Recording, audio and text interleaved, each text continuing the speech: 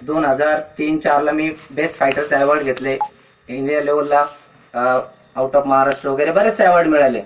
परंतु कराटे याची जे संकल्पना तुम्हाला माहित असेल, आता तुम्हाला मारता की नाही सर माहित नाही, पण सदगीर सर आम्हाला कराटे मारायचे माहितीये का तुम्हाला? सर आम्हाला असा कराटेचा फटका द्यायचे. मारता का तुम्हाला आता? बहुतेक आता मारत नसतील, पण त्यावेळेसचा कराटे माझ्या माइंड मध्ये जेव्हा 8वी 9वी 10वीला सरांनी पहिलं कराटेची ऍक्शन सरांनी शिकवली. त्यानंतर सर्व शिक्षकांनी, पगार sir, Inamdar sir, Jagdane sir वेळोवेळी खूप मार्गदर्शन केला. जगदने सर वर्गावर आले की घाम फुटायचा मला. त्याचं कारण असं की काल ज्या स्पेलिंग वगैरे दिलेले आहे तर पाठ झालेल्या नसायच्या किंवा ते आन्सर्स माहित नसायचे. इंग्लिश म्हटलं की मी इंग्लिश मध्येच नापास झालो होतो. पण आज जय स्कूलमध्ये जॉब करतो, सगळं इंग्लिश मिडियम स्कूल आहे. पण सांगण्याचं तात्पर्य की त्यावेळेस सिरियसली घेतलं नाही तितकंसं सरांना, की पण आज आठवते की नाही सरांना सर धाक जो द्यायचे तो आपल्या फायद्यासाठी होता. पण आपण असं ज्या दिवशी एखाद्या दिवशी सर ऍबसेंट असेल ना इतकं छान वाटायचं. तर आज सांगतोय मी की वा आज जगदने सर आले नाही. त्याच्यानंतर पगार सरांचं पण सायन्स वगैरे अनुरेणू वगैरे ऍक्च्युअली मला ते शेवटपर्यंत समजलं नाही. सर वाईट नका म्हणून, पण तुम्ही खूप तळमळीने शिकवलं. बघा माझं म्हणजे असं नाही की सरांनी शिकवलं नाही, खूप बघा आपले 90-95-100% रिझल्ट लागतो आपले. सर खूप छान आहे. पण काय होतं ना की एखादा विषय आपल्याला जर नाही समजला ना तर नाही समजत. हिंदी माझा सर्वात आवडता विषय. हिंदीचा कधी काही प्रॉब्लेम आला नाही, मराठी पण नाही. कॉलेजला असताना मराठीला 12वीला 75 मार्क्स होते. त्यावेळेस 75 पण खूप असायचे. म्हणजे मी पुढे पास झालो. म्हणजे 10वी नंतर रिपीट देऊन पुन्हा पुढे 12वी मध्ये कॉलेजमध्ये दुसरा आलो, बिटको कॉलेजमध्ये नाशिकला. अभ्यास केला त्यावेळेस अगोदर इतकं गांभीर्य नसतं, पण आपण म्हणतो ना एकदा ठेच लागली ना की बरोबर व्यक्ती हुशार होते. आणि मला जी 10वीला ठेच लागली होती ती खूप मोठी ठेच होती. मग 11वी 12वी रात्रंदिवस अभ्यास केला की नाही आपण सरांच्या अपेक्षा पूर्ण करू शकलो नाही 10वीला. पण त्या सरांसमोर 2 वर्ष मी आलोच नाही पुढे. नंतर जेव्हा कॉलेजमध्ये दुसरं आलो तेव्हा नंतर पुन्हा मग या विद्यालयामध्ये पुन्हा यायला सुरुवात केली. म्हणजे सांगण्याचं असं आहे की आपण हुशार असतो, पण आपल्याला कसं ना की तितकीच आपण गांभीर्याने घेत नाही. कॉलेजमध्ये दुसरं आलो, पेपरमध्ये नाव आले, फोटो आले.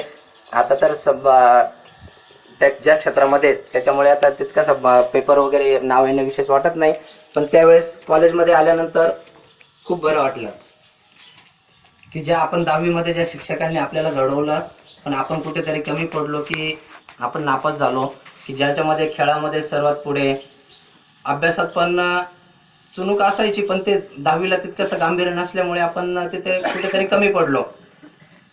सरांनी आम्हाला सांगितलं होतं की अरे सिन्नरला जाऊ नका इतक्या लवकर तुम्ही. आम्ही सिन्नरला 1 महिना अगोदरच शाळेमधून क्लासच्या याच्यासाठी अनुभव नाही गेले विद्यार्थी म्हणून गेलो. निरोप समारंभ झाला, सर म्हणे आपण रिव्हिजन इथे करू. आम्ही तिकडे हे केलं, पण काही फायदा झाला. शेवटी शिक्षकांचं ऐकणं हे पण गरजेचं असतं. तर घडवत असताना बघा आपण काय काय घ्यायचं अभ्यासाबरोबर. आपण मराठी सायन्स वगैरे सर्व शिकायचं. त्याच्यासोबत सर आपल्याला नेहमी सांगत असतात की अरे निर्व्यसनी राहायचं. आयुष्यामध्ये बघा व्यसन केलं नाही तुम्ही अनेक ठिकाणी सक्सेस होणार. असं नाही की व्यसन केल्याने खूप खर्च होतो, नाही. पण ज्यावेळेस एखादी व्यक्ती व्यसनाधीन बनते त्याचे कामावरचं लक्ष विचलित होतं. त्याला जे काही गोल त्याचे अचीव करायचे असतात, जे काही ध्येय असतात त्याच्यापासून कुठेतरी भरकटला जातो.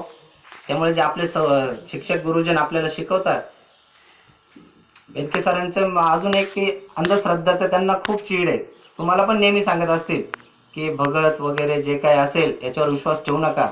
म्हणजे त्यावेळेचा जो संस्कार सरांनी दिला तो आजही मी बघा, मी नाशिकमध्ये असेल खूप पेपरांना जाहीर देते, हा बाबा आलाय, आपण धंद्यामध्ये बरकत नाही, 10वी पास होण्यासाठी तुम्ही हा ताबीज वापरा, तुम्हाला पण कुठे ना कुठे भेटत असतील.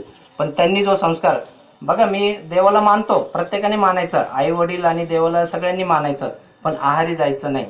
कुठल्याही अफवेला, कुठल्याही अंधश्रद्धेला बळी पडायचं नाही. म्हणजे हे संस्कार त्यांनी काय केलं की आत्मविश्वास वाढवला. थोडक्यात काय की आयुष्यामध्ये यशस्वी होण्यासाठी काय काय गोष्टी आवश्यक असतात? सकारात्मकता. अपयश जरी आलं तरी पचवायचं, पुन्हा उभं राहायचं, पुन्हा काम करायचं, यश मिळवायचं.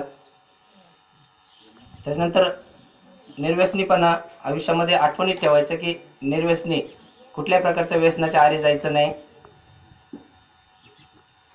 आई वडिलांना विसरायचं नाहीये. आपण किती मोठं झालो आपल्या गावाला विसरायचं नाहीये, आपल्या गुरुजनांना विसरायचं नाहीये. तरच आपण जे काही यश मिळवलं असेल त्याचा उपयोग आहे.